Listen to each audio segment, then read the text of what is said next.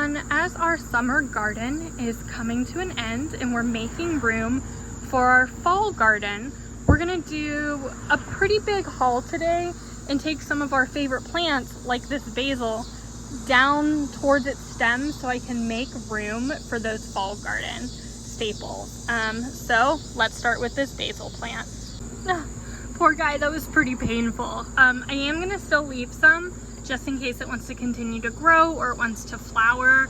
But this is pretty much the last of my big harvest of this basil plant. So I'm gonna move on to my mint.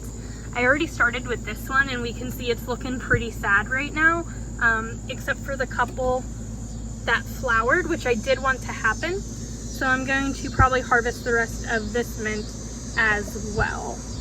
Okay, next I took the single cherry tomato from this tomato plant. I'm not super worried that it's in a pretty bad shape. It is still producing and I do have the whole tomato garden down below. So I'm almost using this as a sacrifice.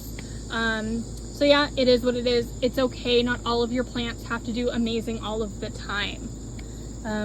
Sometimes they don't even have to be what you thought they were. This was supposed to be a mango. I don't know what this is. It looks like there's two plants. Two different types. If anyone knows, let me know. But on to this basil over here. And we're gonna grab what we can of this basil. These ones down here are the ones that I grew from last year's seeds. And this one, which is flowering, is the one that I bought that is the like lime basil. So I definitely wanna save those seeds for next year, but I am gonna harvest this down here.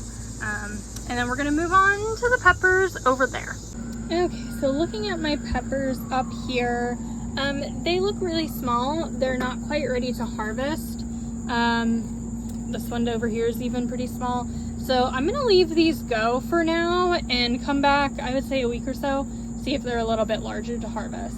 Let's keep going and see what we can do up top before we go down below. Okay, so over here we have some nasturtiums that I thought were dead, but are not. So I'm gonna grab some of those flowers because I know I have salad mix ready below. And I'm gonna grab some rosemary because look at her. She's just exploded and is almost coming out of her pot, which means I'm probably going to either move her up in a pot or put her in the ground. We'll decide later, but let's grab a little bit of both and move on. I ended up putting the nasturtium flowers down because there was something on there that I didn't recognize, and since I'm not super familiar with the plant, I don't know what's been up here. I didn't want to risk it, so I did put them back. But we do have quite a bit of purple beans that are ready, and they look even better than they did the first time. So I'm gonna grab a bunch of these and we'll be back. This is my other rosemary plant and I was gonna harvest, but it looks like there's a spider friend in here and I don't want to disturb it. So I'm gonna just leave this plant alone and I can move on to my last two tomato plants up here before we go down into the tomato forest and salad greens. Again, I know this plant looks really, really sad. It's definitely not doing well, and it does need a bigger container, but I do have the whole forest downstairs, so I'm not worried about losing one or two plants up top.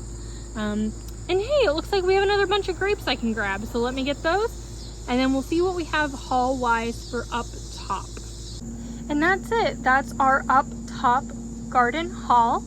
Reminder that everything in here is from a container. It's also pretty late in the season. We're in September, so I'm really surprised my basil didn't already bolt.